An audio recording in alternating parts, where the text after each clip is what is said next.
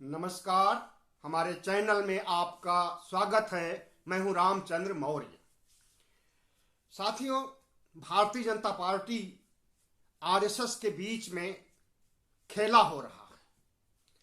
Bharatiya Janata party और RSS के संबंध को 36 के आंकड़ों की नजर से देखा जा रहा है, जबकि भारतीय जनता पार्टी आरएसएस की देन है। भारतीय जनता पार्टी की मां है आरएसएस, मातृ संस्था है आरएसएस, और वही मां बेटे में आजकल सिर फुटौल की स्थिति उत्पन्न हो गई है। विचारधारा से लेकर के और मोदी जी की कार्यशैली तक पर, सरकार की कार्यशैली तक पर प्रश्न चिन्ह खड़े हो रहे हैं। तो आज हम इसी पर विश्लेषण करेंगे और बताएंगे आपको कि किस तरह से भारतीय जनता पार्टी, जो कि आरएसएस जिसे थिंक टैंक माना जाता है, और उस थिंक टैंक से दूर होती जा रही है और दोनों के संबंध खराब हो रहे हैं, और इसका क्या असर 2024 के चुनाव पर पड़ेगा। हमारी पूरी कोशिश होगी कि पूरी तह तक, अंदर तक जाकर के पोस्टमार्टम करें और आपको बताएं कि आरएसएस और भारतीय जनता पार्टी के बीच कैसा खेला हो रहा है। हमारे चैनल को सब्सक्राइब कर लीजिए और शेयर जरूर कीजिए हमारे वीडियो को, ताकि आपकी तरह और लोग भी हमसे जुड़ें और हमारी विचारधारा से जुड़ें, और जो बात आपको गोदी मीडिया नहीं बता सकता है वो बात आपको हम बताते हैं। और सरकार की हकीकत, सरकार की मंशा, सरकार का चाल चरित्र चेहरा, आरएसएस का चेहरा, हम सब कुछ स्पष्ट करते रहते हैं समय समय पर। हाँ, तो आज हम चर्चा कर रहे हैं आरएसएस और भारतीय जनता पार्टी के बीच ऑल इज नॉट वेल।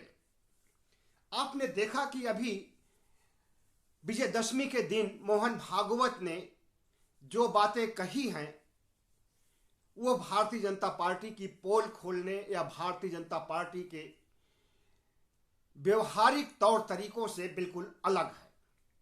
उन्होंने जिस तरह से अप्रत्यक्ष ढंग से प्रधानमंत्री नरेंद्र मोदी को घेरा है और संघ की विचारधारा को उनके ऊपर लादने की कोशिश की है, उसमें वे सफल होते नजर नहीं आए। लेकिन इससे भारतीय जनता पार्टी के अंदर बेचैनी है।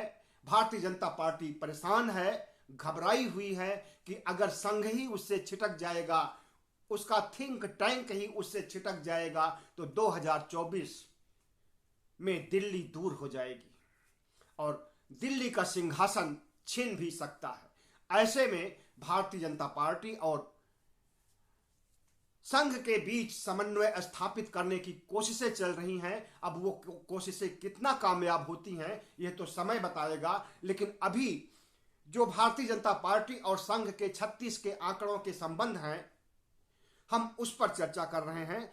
और विजयदशमी के ठीक 3 या 4 दिन पहले संघ के दूसरे स्तर के नेता, या यूं कहें कि संघ के जनरल सेक्रेटरी दत्तात्रेय होसबोले प्रकट होते हैं टीवी चैनलों पर और राष्ट्र को संबोधित करते हुए कहते हैं, 3 बातें उन्होंने उठाई मोदी सरकार के खिलाफ।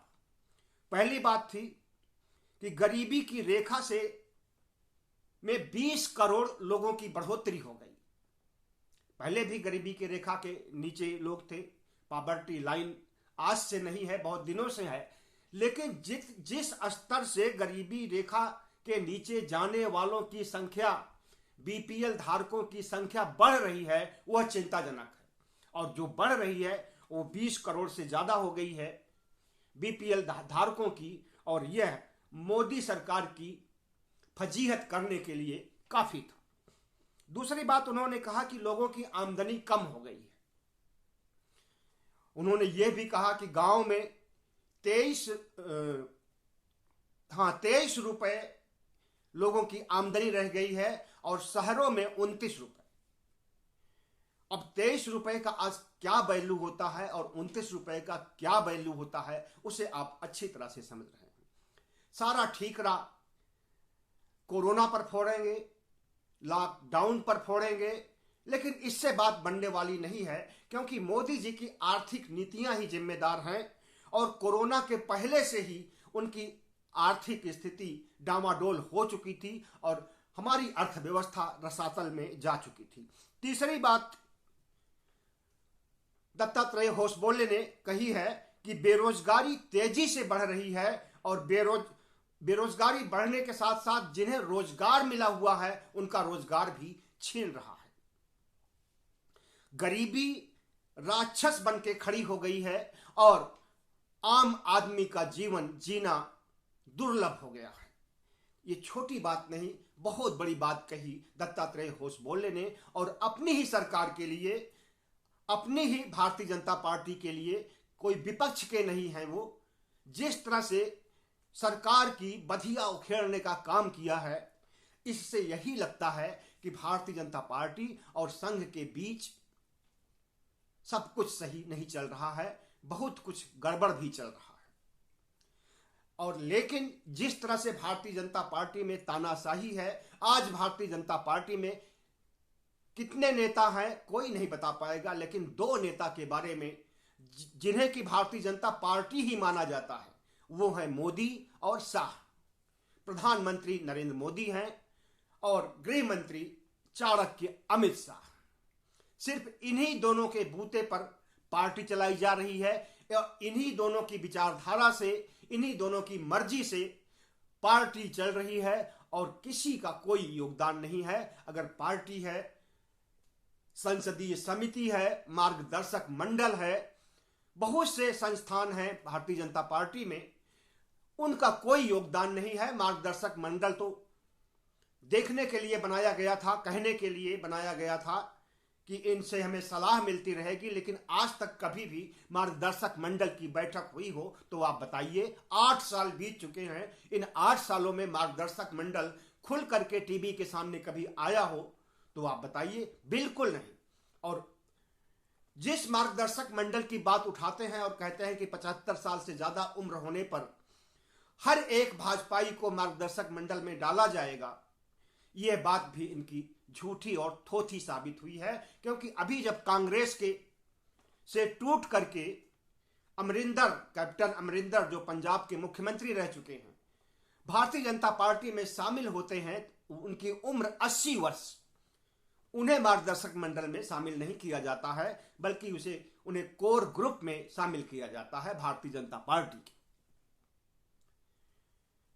हालांकि संसदीय बोर्ड में नहीं रखा गया है, संसदीय बोर्ड से गडकरी को हटा दिया गया। गडकरी को क्यों हटाया गया, यह भाजपा की अंदरूनी लड़ाई का नतीजा है या कुछ और है। और जितने भारतीय जनता पार्टी के नेता असहमत हैं, सब खुल करके सामने नहीं आ रहे हैं। अगर सब के सब खुल करके सामने आएंगे तो उसी दिन से पार्टी के पतन की उल्टी गिनती शुरू हो जाएगी।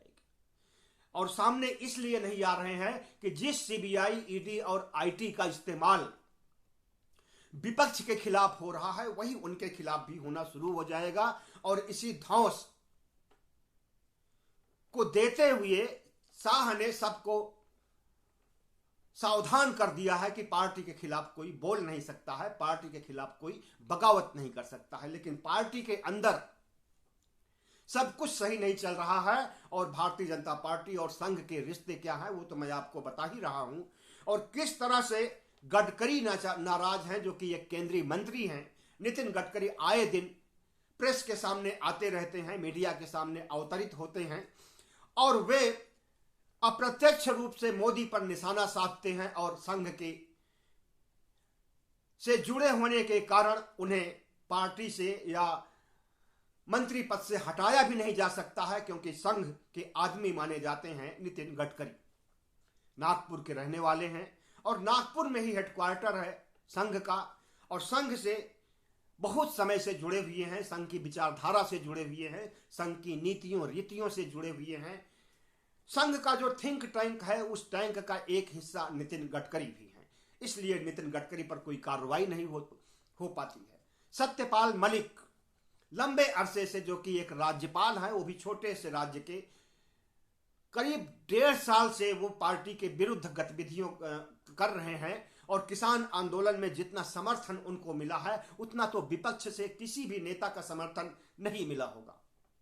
यहां तक कि अरविंद केजरीवाल और अखिलेश यादव, मायावती का भी समर्थन नहीं मिल पाया जितना कि सत्यपाल मलिक का समर्थन मिला है। सत्यपाल मलिक समाजवादी रहे हैं पहले से और किसानों के हमदर्द रहे हैं, किसान नेता के रूप में भी रहे हैं और उन्हें भारतीय जनता पार्टी से हटाए जाने या राज्यपाल पद से हटाए जाने का कोई गम नहीं था।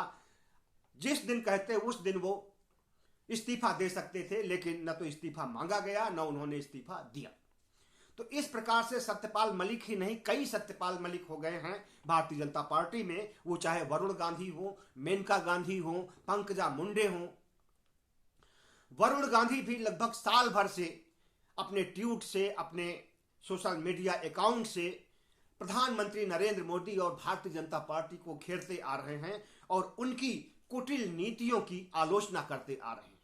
जिस तरह से वरुण गांधी ने भारतीय जनता पार्टी को घेरा है, उसी तरह से सुब्रमण्यम स्वामी, जो ये कि बहुत ही वरिष्ठ और पुराने नेता हैं, उन्हें मार्गदर्शक मंडल में होना चाहिए। 80 साल से ज्यादा उनकी उम्र हो चुकी है, लेकिन मैंने जैसा कि बताया आपको, मार्गदर्शक मंडल सिर्फ एक दिखावा है, एक थोथा है और उसके अंदर कोई न तो संगठन का हिस्सा है वो और न संगठन के बारे में सोचता है और न प्रधानमंत्री नरेंद्र मोदी उसको कोई तवज्जो देते हैं। तो सुब्रमण्यम स्वामी भी आए दिन सरकार की नीतियों के खिलाफ खड़े हो जाते हैं, अड़ जाते हैं और प्रधानमंत्री नरेंद्र मोदी की, भारतीय जनता पार्टी की आलोचना करने में पीछे नहीं रहते हैं, लेकिन उनके खिलाफ भी कोई कार्रवाई नहीं हो पाती है। और सबसे बड़े जो आरएसएस के प्रमुख हैं, संघ प्रमुख हैं, अगर वही भारतीय जनता पार्टी से नाराज हो जाएं तो इसे आप क्या कहेंगे? जिस भारतीय जनता पार्टी को संघ ने जन्म दिया है, उस भारतीय जनता पार्टी का प्रमुख ही अगर नरेंद्र मोदी के खिलाफ हो जाए, अमित शाह के खिलाफ हो जाए, तो इसे आप क्या कहेंगे? संघ के रहमो करम पर ही योगी आदित्यनाथ दोबारा मुख्यमंत्री बने और पहली बार भी मुख्यमंत्री बने थे।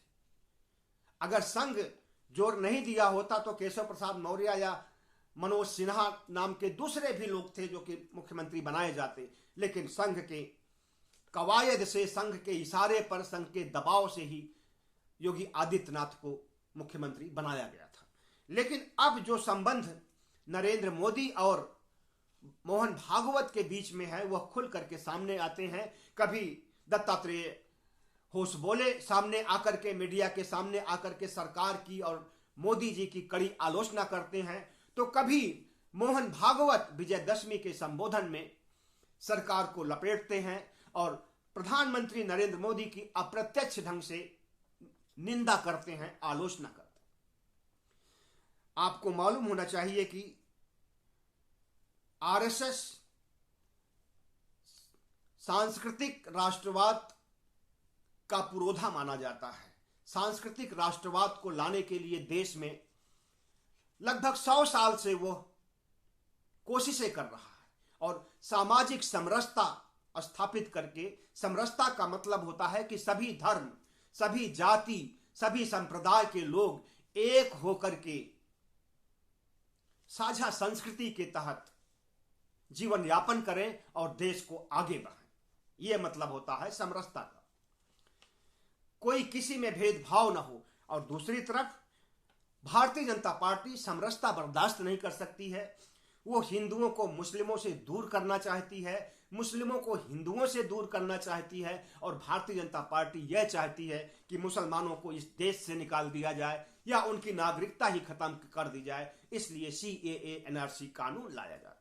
दूसरी तरफ समरसता का सिद्धांत लागू होता है आरएसएस का, और आरएसएस समरसता नहीं लागू कर पाती है, लेकिन कानून बना करके सीएए और एनआरसी का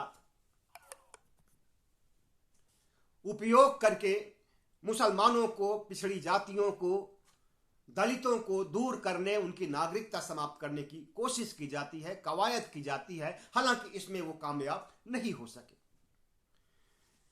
और अब सीएए एनआरसी लाने का कोई प्रश्न ही नहीं उठता है, क्योंकि कई राज्यों के चुनाव हैं और उसके बाद 1.5 साल बाद 2024 आ जाएगा, लोकसभा का चुनाव आ जाएगा। इसलिए CAA NRC को ठंडे बस्ते में डाल दिया गया है, अब उस पर जिक्र तक नहीं होती है। बीजेपी कहती है कि मुसलमानों की वोट की हमें जरूरत नहीं है, और मोहन भागवत कहते हैं कि सभी भारतीयों का DNA एक है। हिंदू है, मुस्लिम है, बौद्ध है, सिख है, जैन है, ईसाई है, सबका DNA एक है। सबका DNA एक का मतलब कि कोई विभिन्नता नहीं है, कोई मतभेद नहीं है, कोई धार्मिक भेदभाव नहीं है। यही मतलब होता है DNA का। और सब एक दूसरे के पूरक हैं। लेकिन भारतीय जनता पार्टी क्या कहती है कि मुसलमानों की वोट की कोई जरूरत नहीं है। यहां तक कि मुसलमानों को चुनाव के समय में एक भी टिकट नहीं दी जाती है, और जिन राज्यसभा सदस्य के रूप में कोई मुस्लिम अगर रहता है तो उसकी सीट खाली होने के बाद उसे बेरोजगार कर दिया जाता है। आज बताइए कि भारतीय जनता पार्टी का लोकसभा और राज्यसभा में एक भी मुसलमान सांसद हो नहीं है। और यही पार्टी सबका साथ सबका विकास का नारा देती है। तो सबका साथ सबका विकास का नारा देकर के और एक भी मुस्लिम को चुनाव लड़ने के समय टिकट न देना और मनोनीत भी नहीं करना राज्यसभा में, कहां की इंसाफी है। और दूसरी तरफ मोहन भागवत सबका DNA एक बताते हैं, हिंदू मुस्लिम सिख ईसाई में कोई अंतर ही नहीं महसूस करते हैं। तो कितना बड़ा विरोधाभास है संघ और भाजपा में, इसे अच्छी तरह से आप समझ सकते हैं। भारतीय जनता पार्टी के लोग कहते हैं कि मुसलमानों को देश से बाहर करो, इनकी नागरिकता खत्म करो, और संघ कहता है कि मुसलमानों की घर वापसी करो।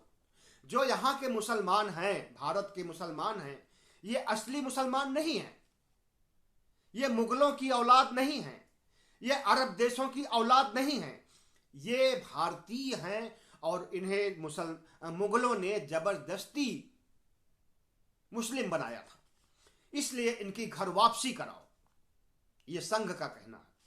और भारतीय जनता पार्टी मुसलमानों को अपना दुश्मन मानती है और उन्हें वोट लड़ने, वोट देने, मतलब किसी भी रूप में स्वीकार नहीं करना चाहती है। और इसकी एक वजह है कि सांप्रदायिक ध्रुवीकरण। जितना ही मुसलमानों के खिलाफ आग उगला जाएगा उतना ही इनका हिंदू वोट पुख्ता होगा।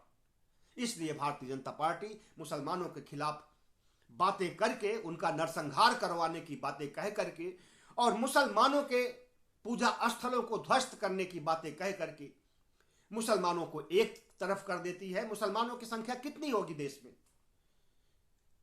15%। 15% और हिंदुओं की और दूसरे धर्मों की 85%। तो ऐसे में 15% का वोट का मोह नहीं है भारतीय जनता पार्टी को, बल्कि 85 का है। 85 में अगर आधा वोट भी मिल जाए तब भी भारतीय जनता पार्टी की सरकार बन जाती है, और बनी है 2014 में भी और 2019 में भी।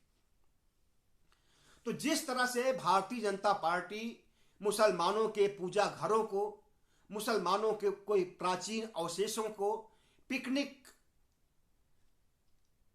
मनाए जाने वाले स्थानों को, जैसे ताजमहल हुआ, कुतुब मीनार हुआ, उन सबको भी हड़पने की कोशिश कर रही है और हर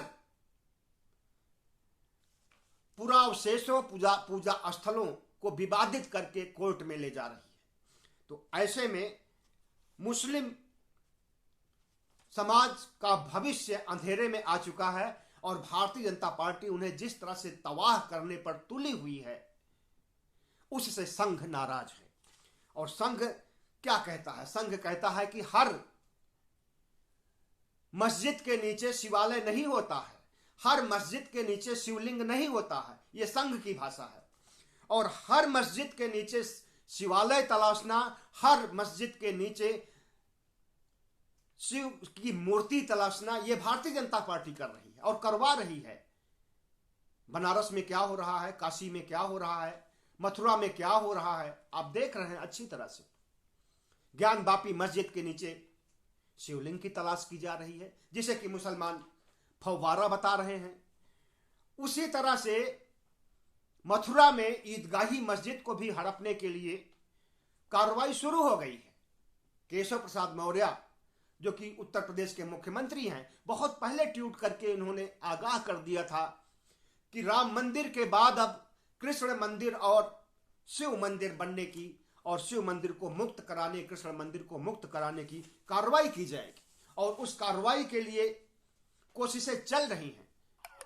अदालत कुछ कहता है और मोदी जी और उनकी पार्टी और हिंदू संगठन, कट्टर हिंदू संगठन कुछ कहते हैं और संघ कुछ कहता है।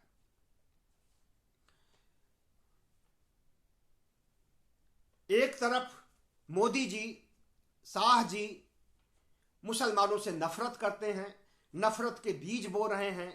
आज भी दिल्ली में साहेब सिंह वर्मा के बेटे और मंत्री प्रवेश वर्मा ने जिस तरह से मुसलमानों के खिलाफ आग उगला है और ये उन्हें संबोधित करते हुए कहा है, उसे उनके शब्दों में कह पाना मुश्किल है, लेकिन इतना जरूर है कि उन्होंने दिल्ली के मुसलमानों को दोयम दर्जे का इंसान ठहराया है और यह कहा है कि मुसलमानों के यहां से कोई खरीदारी नहीं कीजिए, उनकी दुकानों, बड़ी दुकानों से लेकर के छोटी रेहड़ी तक की दुकानों से खरीदारी नहीं कीजिए, उनकी तरफ देखिए नहीं, उनसे बात नहीं कीजिए। ऐसी बातें प्रवेश वर्मा ने आज किया है।